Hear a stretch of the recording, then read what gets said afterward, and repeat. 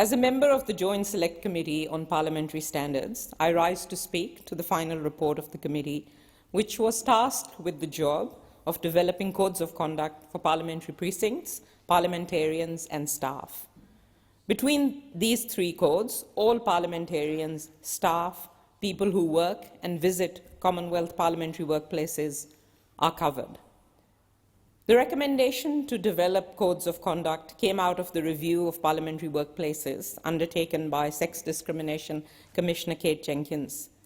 Set the Standard was the report, which revealed the toxic culture of our workplace, where so many did not feel safe. It's 1 year ago that this report was released. I want to pay tribute to and acknowledge the people who work in this place, current and former, for their exceptional courage in speaking up about the broken culture in here, which has allowed bullying, harassment, sexual assault, racism, and discrimination to go on in our workplace. The highest office in this country should have been leading the way on safe and respectful workplaces. Instead, people have been harmed and hurt here. I particularly want to thank the many staff, and especially those from marginalized and targeted communities, who spoke frankly and bravely about their experiences and what needs to change in here. That can't have been easy, but their bravery is now paving the way for much needed change. This report, with its accompanying behaviour codes, is the culmination of a great deal of hard work, time and effort, not just by those on the committee and the committee secretariat, who of course do some incredible work, but so many others through the years who have highlighted the toxic culture of this workplace and provided feedback on how this can and should be changed. The behaviour codes represent a big part of what was missing in order to set a high standard of respect and safety, and clearly naming behaviour which is unacceptable and which will not be tolerated in here under any circumstances. The Jenkins report was a devastating indictment of the culture in this place and revealed just how unsafe parliamentary workplaces have been for so long. A staggering 51% of people working in parliamentary workplaces have experienced at least one incident of bullying, sexual harassment, or actual or attempted sexual assault. 1 in 3 parliamentary staffers who participated in the review said they had been sexually harassed. A quarter of those who said they were sexually harassed by a single harasser said that the perpetrator was a parliamentarian, and nearly 2/3 of female politicians reported having been sexually harassed. The Set the Standard report referenced multiple examples of discrimination experienced by First Nations people, people of color, people with disability, and LGBTQI+ people. These experiences included daily exclusion and microaggressions, bullying, role segregation, and a lack of psychological safety. Participants shared that identifying as different from the norm in these workplaces is inherently unsafe. The report also found that the underrepresentation in Commonwealth parliamentary workplaces of First Nations people, people of color, LGBTQI+ people, and people with disability as parliamentarians and in other roles across the workplace is linked to systemic inequality and lack of power, and creates a conducive environment for bullying, sexual harassment, and sexual assault.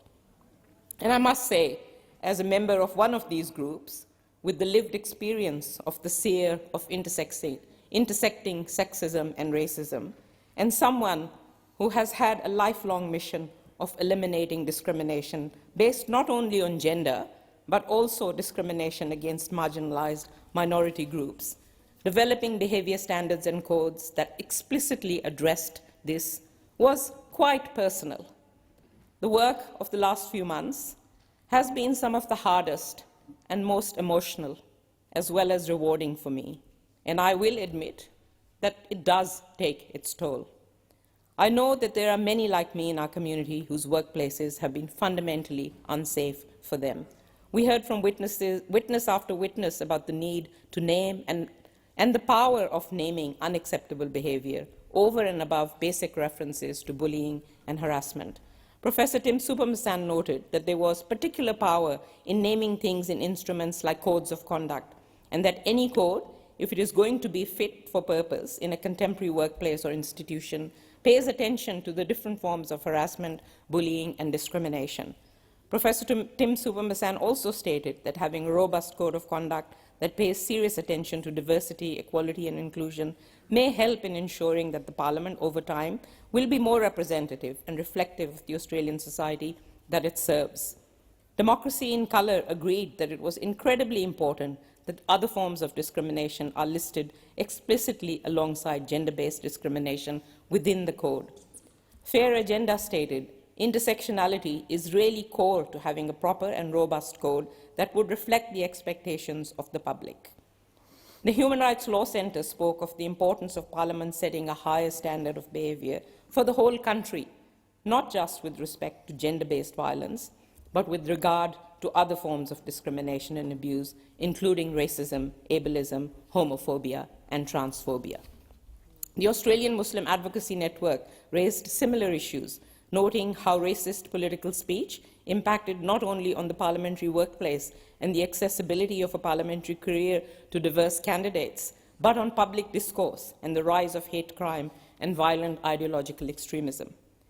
I am really glad that in response to these findings, the report has acknowledged the intersections of discrimination that further marginalize First Nations people, people of colour, disabled people, and LGBTQI+ communities, and each of the three codes explicitly prohibit discrimination on these grounds. The report also recommends that parliamentarians should have mandatory training in safe and respectful workplaces, people management, and inclusive leadership, including anti-racism, disability discrimination, and First Nations cultural awareness training. This training will be crucial in creating a culture that respects and values diverse people, as well as challenging entrenched power and privilege. The effectiveness of the codes will be very much determined by the enforcement structures that support them. Those who breach the codes must be held accountable with proportionate sanctions. This is absolutely necessary to drive behavioural change, to encourage complainants to come forward, and to instill greater public confidence in the codes. The advisory and enforcement regime to support the codes has yet to be established, but I strongly recommend the sanctions as recommended by the Jenkins report. These codes, unanimously agreed by the committee, show that we are serious about stopping misconduct and unacceptable behaviour, and that they will make it easier for people to report such behaviour. I urge the Parliament to swiftly endorse these behaviour codes and to then adopt them as soon as the investigative and enforcement mechanisms have been established. I also urge the Government to commence work on developing codes of conduct which address issues of integrity and democracy.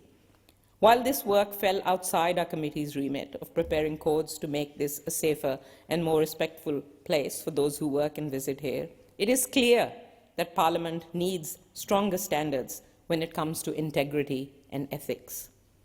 I sincerely hope these behaviour codes also help in our Parliament becoming more representative of the community that we serve. Parliament is one of the most protected, secure buildings in this country, and yet so many people have not been safe here. Women, First Nations people, people of colour, people with disability, and LGBTQI+ people. High behaviour standards will make Parliament safer and more welcoming to these cohorts. We should be leaders in creating a decent workplace, one where everyone feels safe, respected, and valued. These behaviour codes take us one step closer to becoming such a workplace.